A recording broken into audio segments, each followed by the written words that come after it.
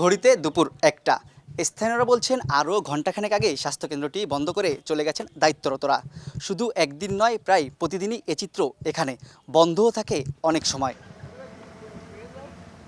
অভিযোগ রয়েছে খুলনার ডুমুরিয়া উপজেলার শরফপুর ইউনিয়ন স্বাস্থ্য ও পরিবার কল্যাণ কেন্দ্রটি মাঝে মাঝে ঘণ্টা দুয়েকের জন্য খোলা হয়। একই চিত্র মাগুরখালী ইউনিয়ন স্বাস্থ্য ও পরিবার কল্যাণ কেন্দ্রেরও। ৩ তলা বিশিষ্ট ভবন দুটির বিভিন্ন স্থানে ধুলাবালির আস্তরণ, জানালার গ্লাস ভাঙা বেশিরভাগ, নেই বসার স্থানও।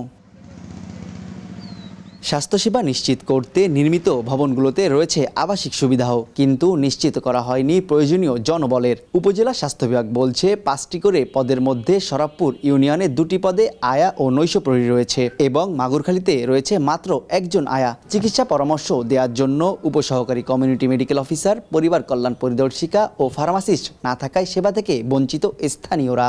একই সঙ্গে ওষুধ ও সরঞ্জামের তীব্র সংকটও বিড়ম্বনা বাড়িয়েছে সেবা প্রত্যাশীদের। সামর্থ্য না থাকলেও তাদের ছুটতে হচ্ছে উপজেলা বা শহরের হাসপাতাল ক্লিনিকগুলোতে। মঙ্গলবার একটু পাওয়া যায়, আর পাওয়া যায় না, 2-1 ঘন্টা আসে, 1 ঘন্টা কানে থাইয়ে গুলি দিয়ে চলে যায়। একটা ডাক্তার আসে 2-3 সপ্তাহ পরে একদিন। রোগে ইচ্ছা মতনই আসি খোলে আর চলে যায়। ঠিক মতন খোলেও না, ওষুধও দেয় না।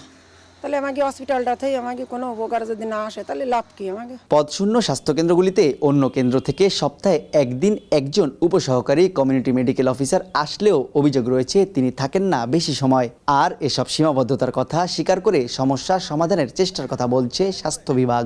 জনবান্ধব না করে স্ট্যান্ডার্ড থেকে সরিয়ে এনে সাস্টেইনেবল স্বাস্থ্য উপহার দেওয়ার জন্য কোনো অব্লিগেশন তৈরি করে আমরা অবশ্যই সেটা খতিয়ে দেখব। প্রত্যন্ত অঞ্চলে প্রাথমিক স্বাস্থ্যসেবা নিশ্চিত করতে চালু হওয়া প্রতিটি ভবন নির্মাণে ব্যয় হয় 4.5 থেকে 5 কোটি টাকা। তানজিম আহমেদ, সময় সংবাদ, খুলনা।